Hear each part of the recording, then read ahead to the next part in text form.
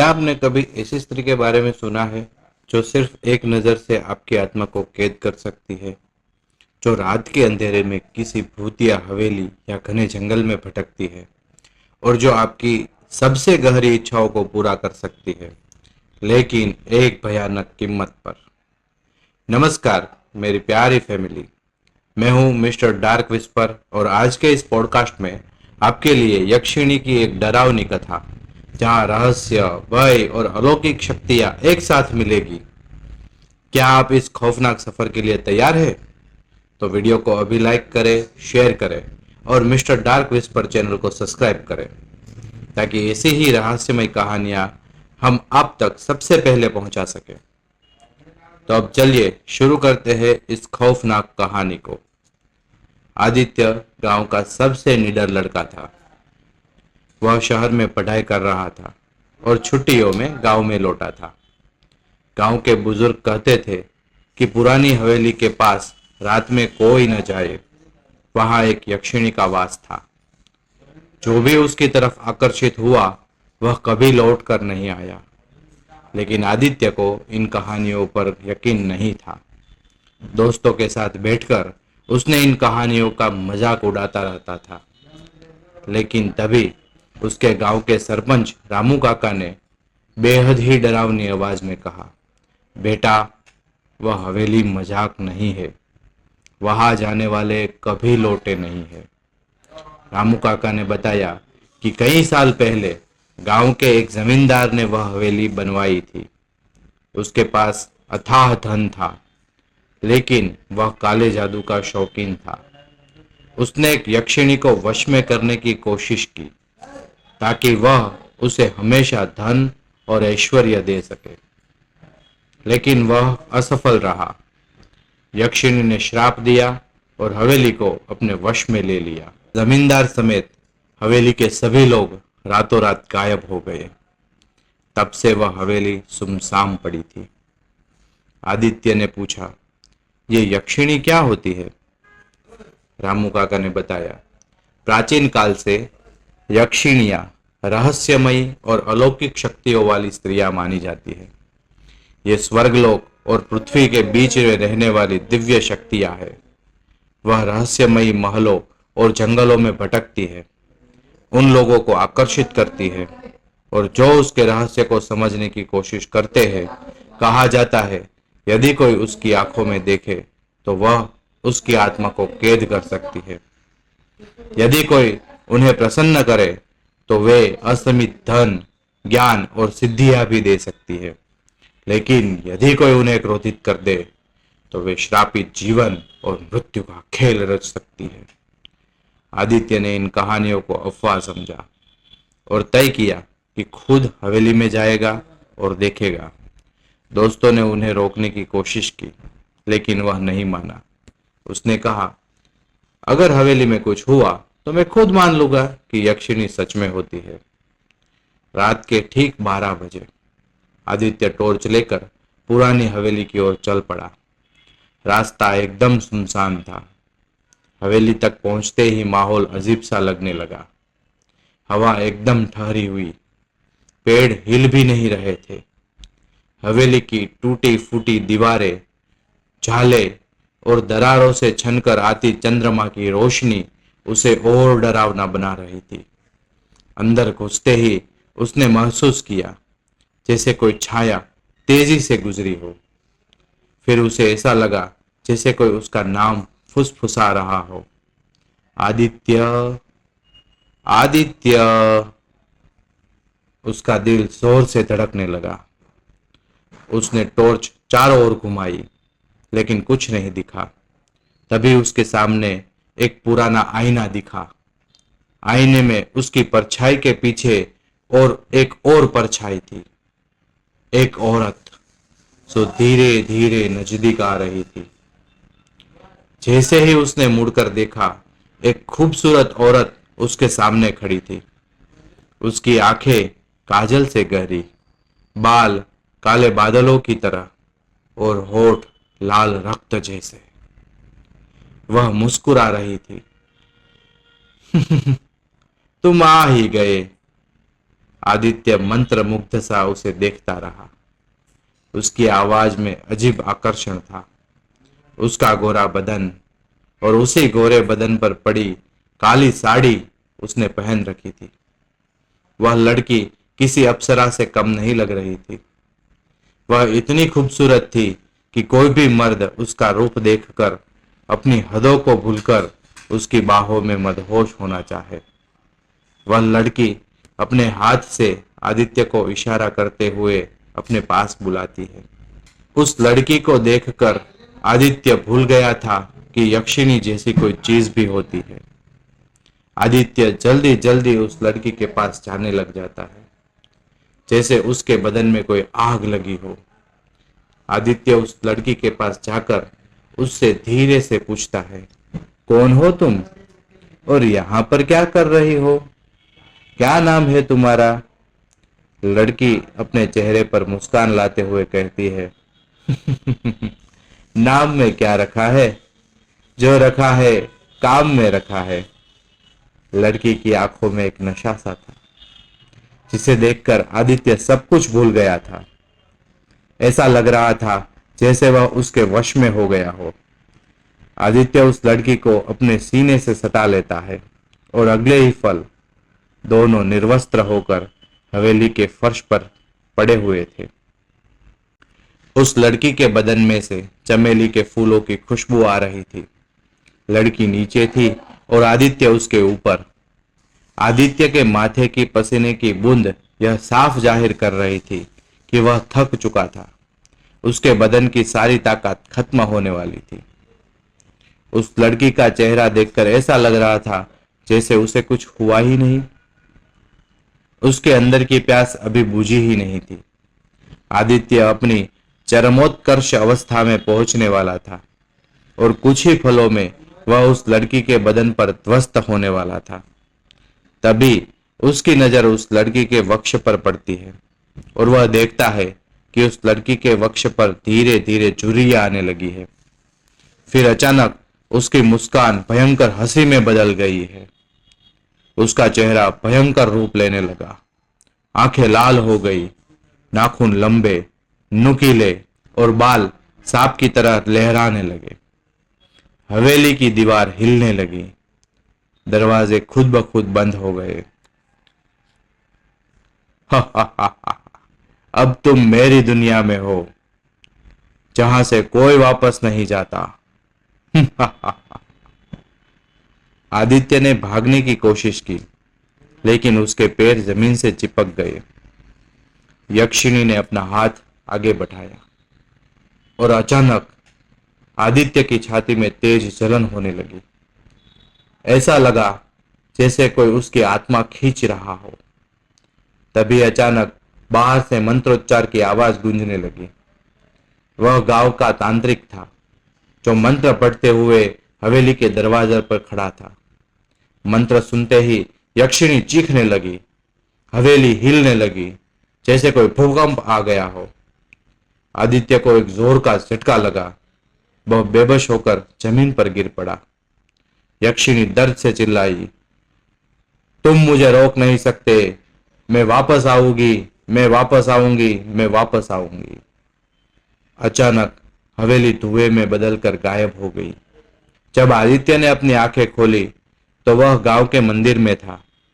तांत्रिक ने उसे पानी दिया और कहा, तुम बच तो गए हो, लेकिन यक्षिणी का श्राप अब भी तुम्हारे साथ है।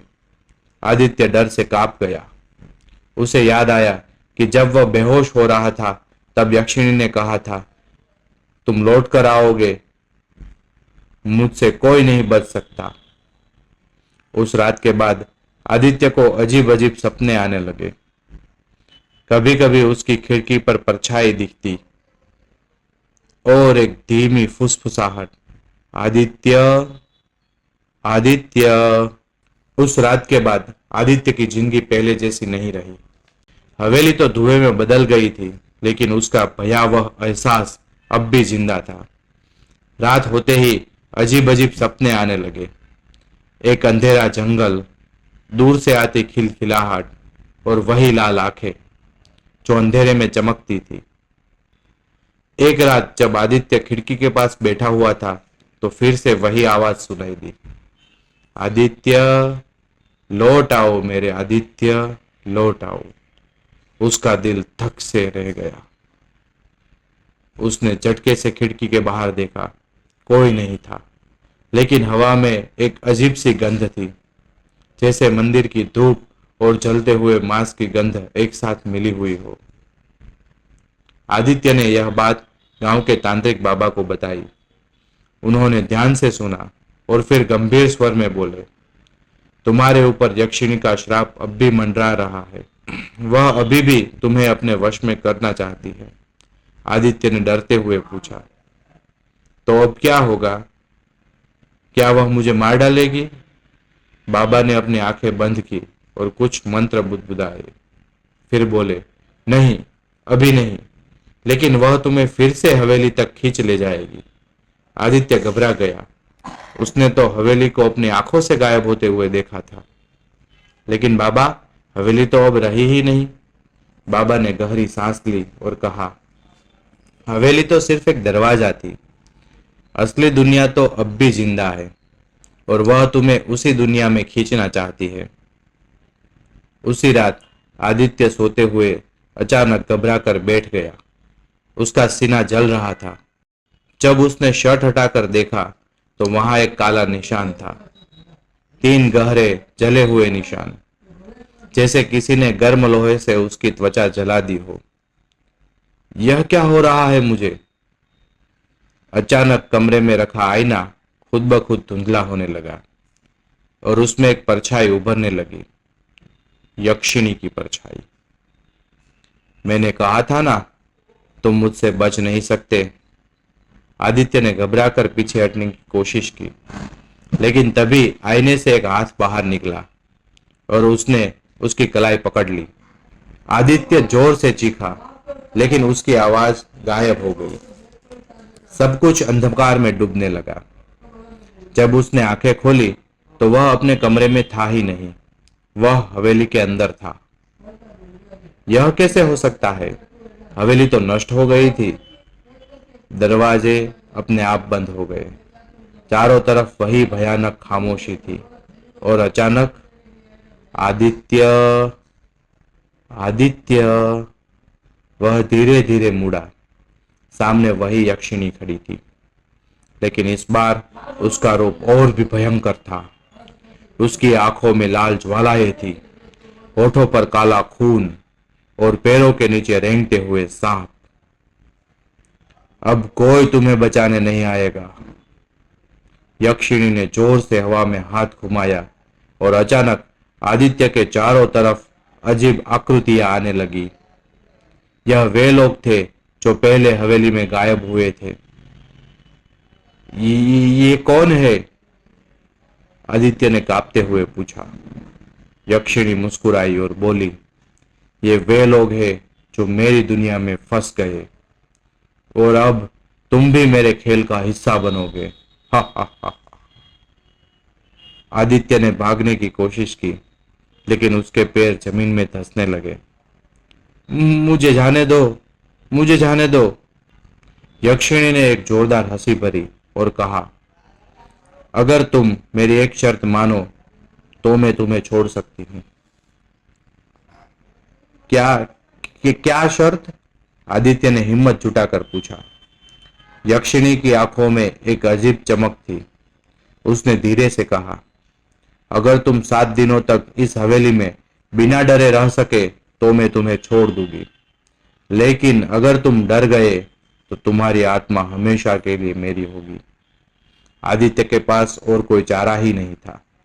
उसे ये खेल खेलना ही था।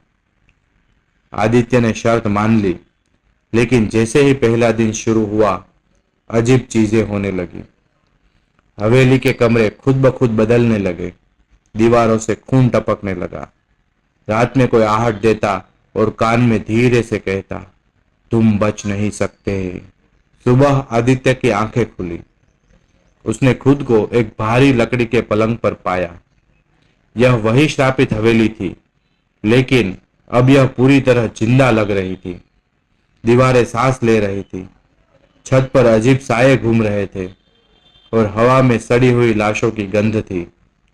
तो खेल शुरू हो चुका है। यक्षिणी की शर्त साफ थी। उसने 7 दिन तक बिना डरे इस हवेली में रहना था। लेकिन पहले ही दिन उसका हौसला तोड़ने की कोशिश शुरू हो गई। आदित्य धीरे धीरे कमरे से बाहर निकला। हवेली के गलियारों में अजीब फुसफुसाहटें होने लगी। बच नहीं पाओगे, बच नहीं सकोगे, हम भी ऐसे ही फंस गए थे, भाग जाओ यहां से, भाग जाओ जब तक समय है। लेकिन आदित्य जानता था कि डरना मतलब हारना था। उसने खुद को शांत रखने की कोशिश की और आगे बढ़ा। लेकिन तभी धप, पीछे से तेज कदमों की आवाज आई, जैसे कोई ठीक उसके पीछे दौड़ता हुआ आ रहा हो। उसने झटके से मुड़कर देखा। पीछे कोई नहीं था। लेकिन जैसे ही उसने आगे कदम बढ़ाया, उसके कंधे पर किसी ठंडी सड़ी हुई उंगलियों का स्पर्श हुआ। अब तुम हमारे साथ रहोगे। आदित्य ने तुरंत मंत्र बुदबुदाया जो तांत्रिक बाबा ने उसे सिखाया था। अचानक वह छाया गायब हो गई। पहला खतरा टल गया। लेकिन यह सिर्फ शुरुआत थी। रात होते ही हवेली पूरी तरह अंधकार में डूब गई। दीवारों पर अजीब आकृतियां उभरने लगी जो धीरे धीरे आकार ले रही थी। कुछ की आंखें अलग अलग जगह से बाहर लटकी हुई थी, कुछ के खाल जली हुई थी। आदित्य ने हिम्मत जुटाई और सीढ़ियों की ओर बढ़ा। लेकिन तभी जमीन हिलने लगी। धड़ाम! वह नीचे गिर गया और देखा कि फर्श की लकड़ियां अलग अलग हो रही थी। नीचे एक अंधा कुआं था। नीचे झांकते ही उसे दिखा सैकड़ों सड़े गले हुए हाथ हवा में झूल रहे थे, उसे नीचे खींचने के लिए बेताब थे। तुम भी हमारी जैसे हो जाओगे, तुम भी हमारे जैसे हो जाओगे। वह किसी तरह खुद को संभाल कर भागा और एक बड़े दरवाजे में घुस गया। तीसरा दिन। हवेली और भी भयानक हो रही थी। दीवारों पर खून की लकीरें उभर रही थी। आदित्य, हार मान लो। लेकिन सबसे भयानक बात तब हुई जब यक्षिणी खुद सामने आई। अब वह किसी राक्षसी से कम नहीं लग रही थी। उसके बाल जमीन तक लहरा रहे थे। आंखों में आग की लपटें थी। उसकी आवाज गहरी, डरावनी और सम्मोहक थी। अगर तुम हार मान लो तो मैं तुम्हें बिना कष्ट दिए मार दूंगी। आदित्य को लगा जैसे उसका शरीर बेजान हो रहा है। उसकी सांसें धीमी पड़ने लगी। नहीं, मुझे डरना नहीं है। और फिर उसने मंत्र का जाप किया और यक्षिणी की काया कुछ क्षणों के लिए धुंधली हो गई। यह असंभव है, यक्षिणी चीखी। लेकिन वह जानती थी यह सिर्फ शुरुआत है। उसके पास अभी भी 4 दिन बाकी थे और वह आदित्य को हर हाल में तोड़ना चाहती थी। चौथे दिन हवेली में अजीब बदलाव आया। चारों ओर शहनाई ढोल की आवाज गूंजने लगी। दरवाजे से झांकते ही आदित्य ने देखा एक भूतों की बारात हवेली में घुस रही थी। दूल्हा पूरी तरह कंकाल था।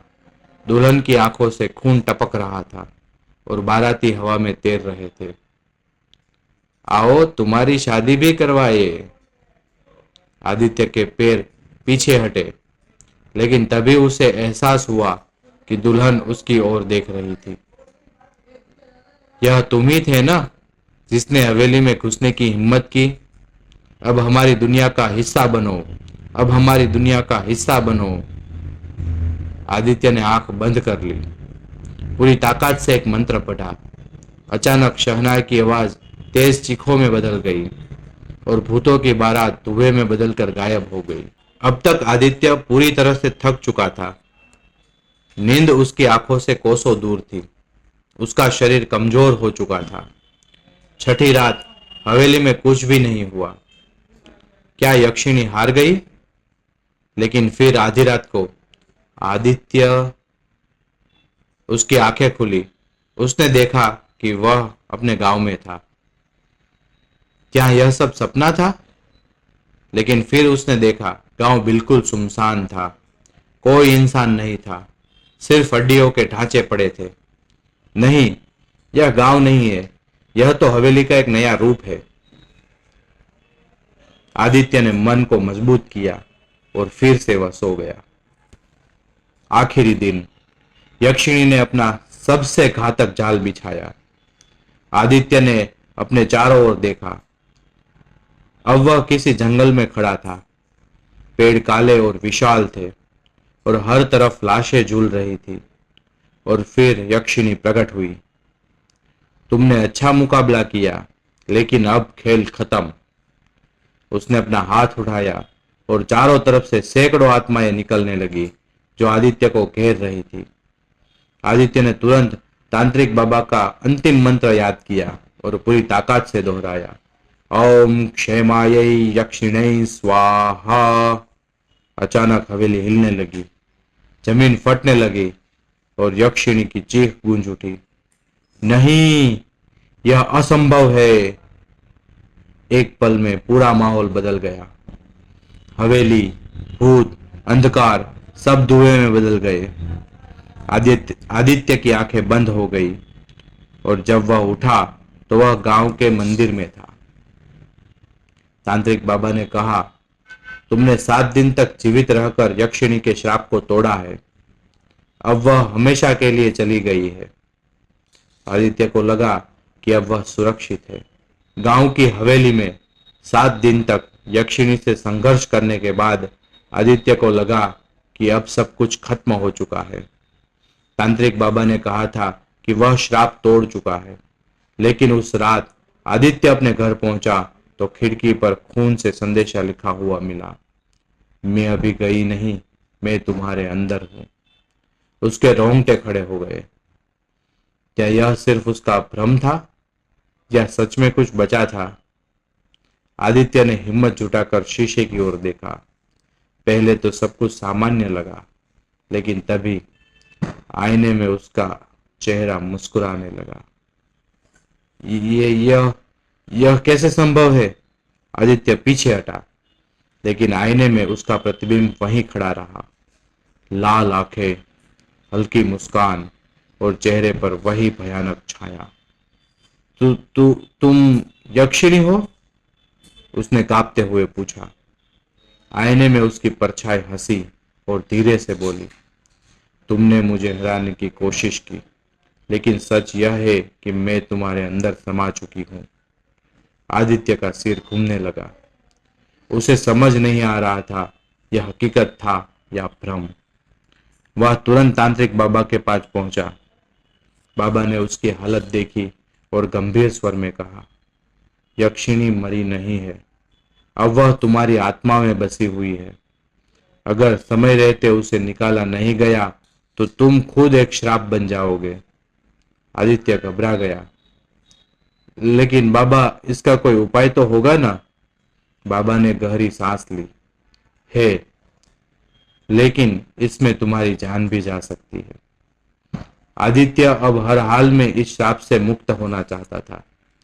उसने हिम्मत जुटाई और कहा, मुझे कुछ भी करना होगा तो मैं तैयार हूं। बाबा ने एक भयंकर अनुष्ठान शुरू किया। आदित्य को मंत्रों के घेरे में बैठाया गया। चारों ओर काले धागे बांधे गए और आग जलाई गई। बाबा ने एक चाकू उठाया और बोले, यक्षिणी को शरीर से निकलने के लिए तुम्हारे रक्त की बलि देनी होगी। आदित्य ने आंखें बंद कर ली। जैसे ही चाकू उसने कलाई पर रखा, पूरा कमरा अंधकार में डूब गया। तुम मुझे निकाल नहीं सकते, यक्षिणी की आवाज गूंजी। अचानक आग की लपटें उठी और बाबा जमीन पर गिर पड़े। यक्षिणी अब पूरी ताकत से लड़ रही थी। आदित्य, अगर तुमने यह बलिदान नहीं दिया तो तुम भी उसी हवेली का हिस्सा बन जाओगे, बाबा ने चेतावनी दी। आदित्य ने कांपते हुए हाथों में चाकू उठाया और अपनी कलाई पर गहरी कटाई चलाई दी। खून की बूंदें गिरते ही चारों ओर भयंकर चीखें गूंज उठी, नहीं, यह असंभव है। यक्षिणी की आत्मा दर्द से तड़पने लगी। अचानक वहां एक भयंकर विस्फोट हुआ और सब कुछ धुएं में बदल गया।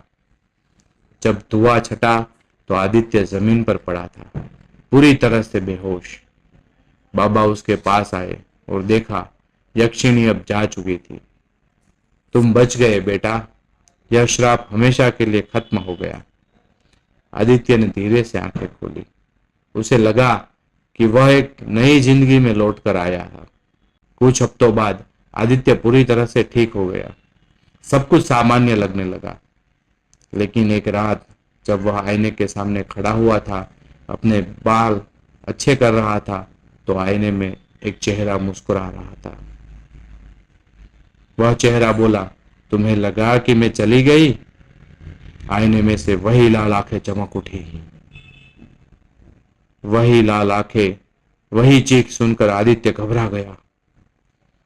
आदित्य को पता चल चुका था कि यक्षिणी पूरी तरह से मरी नहीं थी। अब वह उसकी आत्मा में बस चुकी थी।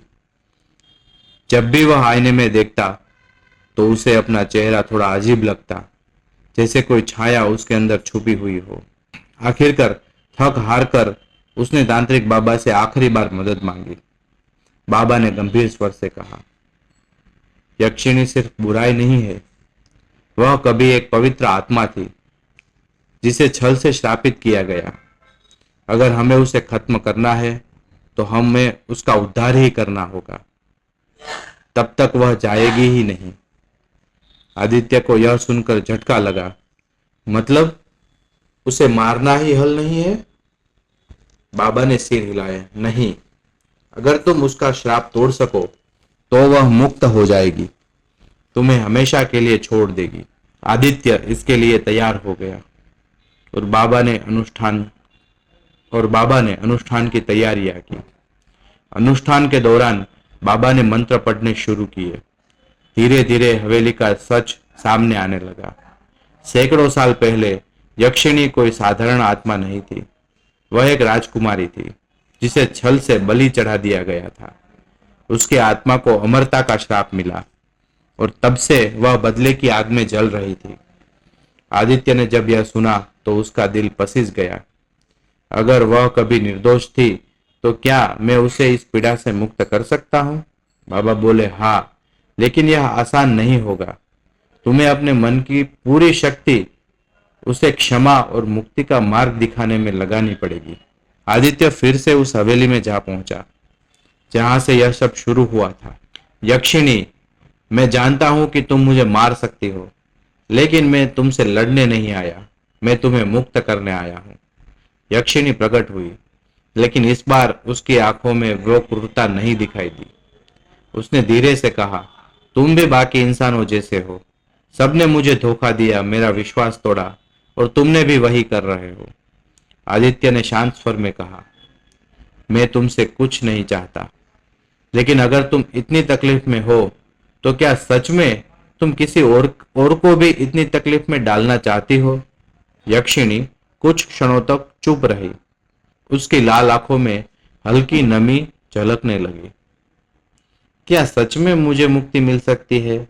उसने कांपते हुए स्वर में पूछा।